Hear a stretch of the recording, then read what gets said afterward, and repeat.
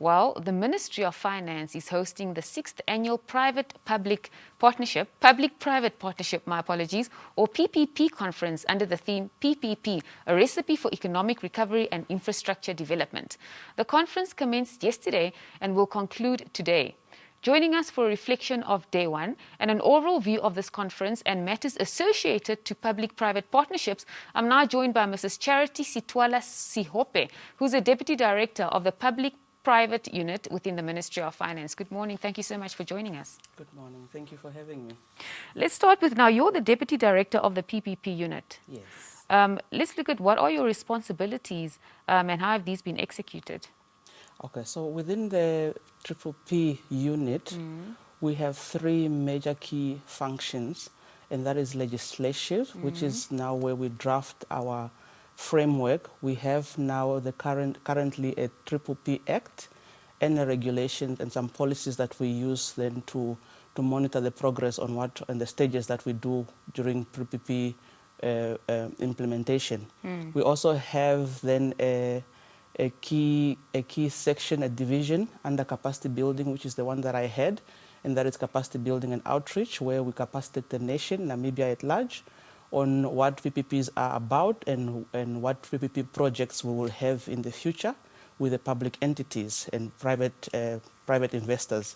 We also have another leg, a division on project appraisal, which is what a division that assesses projects as they come in.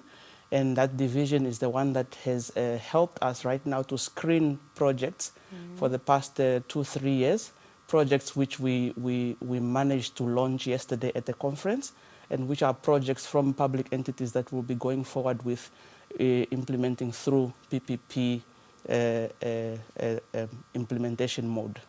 Now let's jump to the conference, the Triple P conference. Yes. How important has this conference been in the conferences in the past, and also this conference in fostering and improving the Namibian economy? Well, conferences are a platform where we can engage with stakeholders. Yes. This is where we have discussions on key technologies and ideas going forward, and what we have done before and what we can do in the future. So this cohesion between the private and the public sector, we discussed and showcased PPP ideas for economic growth, and we helped ourselves to mobilize the private sector and to just find out interest from them, and how interested are they to invest in these PPP projects if they do come to play. So we have engaged different key stakeholders, key players, be it lenders, financiers, investors, developers, just to get their interest as to how they see PPPs within Namibia, and how, if we come up with a project, a PPP project, if they will be interested in investing. Now, the lessons and solutions that have come from the PPP conferences are very, very important. And how can these lessons and solutions be used to draw? How do we draw from these for future going forward? Yes.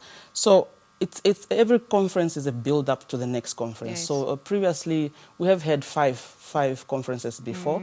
The first one was more to launch our act and see how our policies would culminate to having an actual project on board.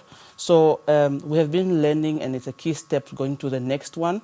And we have seen that before it was more theoretical, and every year we will discuss this policy, that policy, which method or which process. And currently, with this current sixth conference, we have actually come to seeing a light at the end of the tunnel, because right now we have launched a pipeline. We have projects on hand which the market can look out for and actually procure, bid for, and invest in. Yes. Now, speaking about these projects, now we understand that globally, Triple P contracts have come under a lot of challenges because of the COVID-19 pandemic.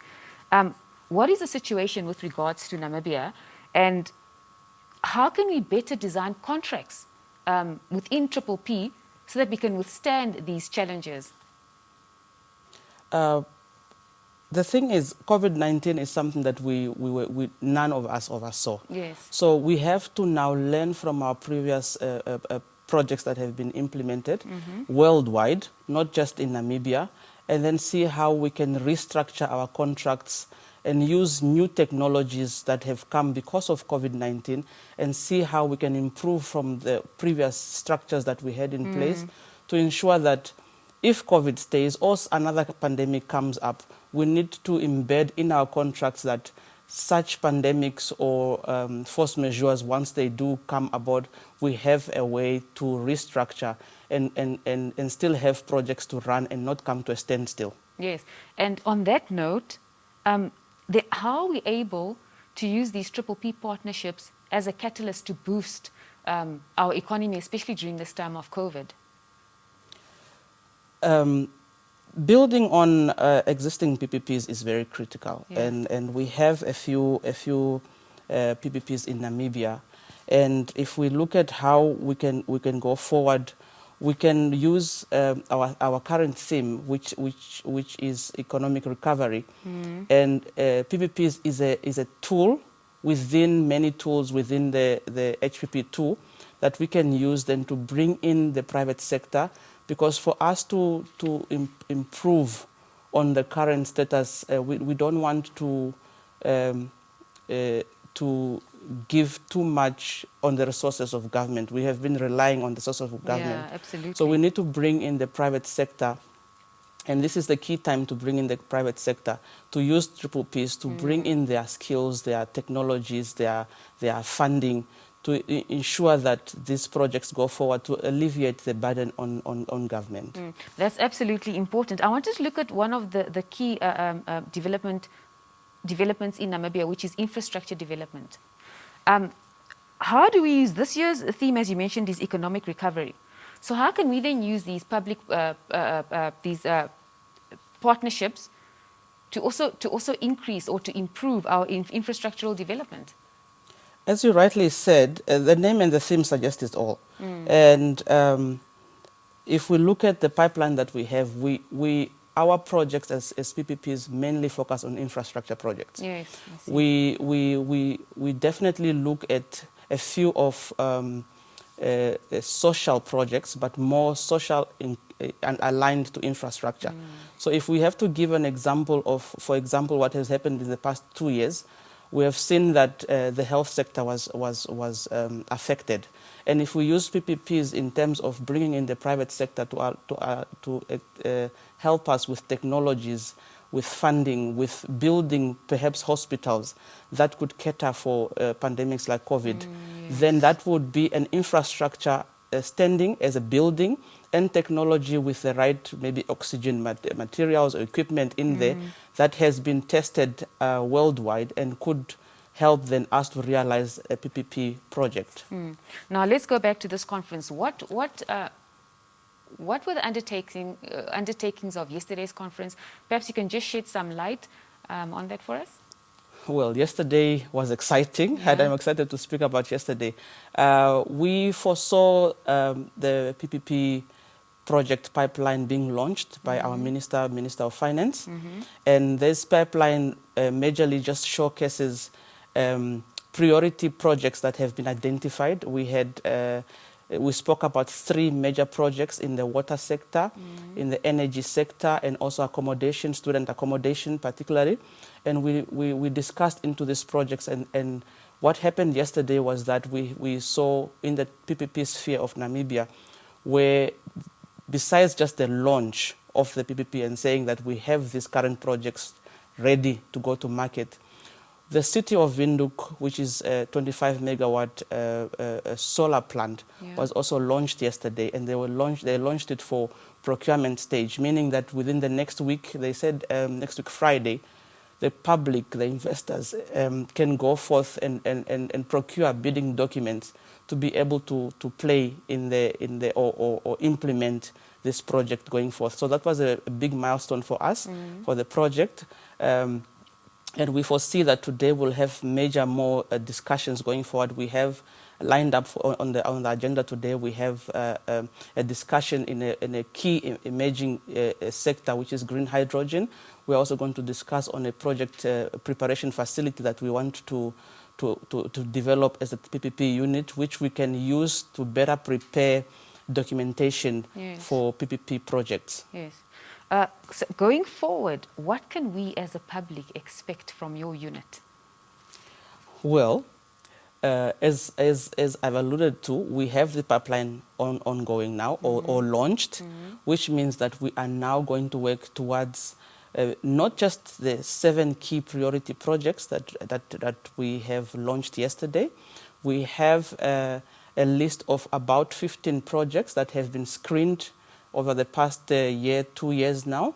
And those projects are also in the future, in the near future, going to be ready for the market. Yes. We are working with public entities one-on-one, where we sit with them and assess their projects or their ideas to ensure that those ideas become documents or feasibility studies that can be sold to the market. And with that, we will realize more PPP projects being implemented within Namibia. Thank you so much. That's such great news for myself, and I'm sure our viewers feel the same way. Charity, any concluding remarks this morning?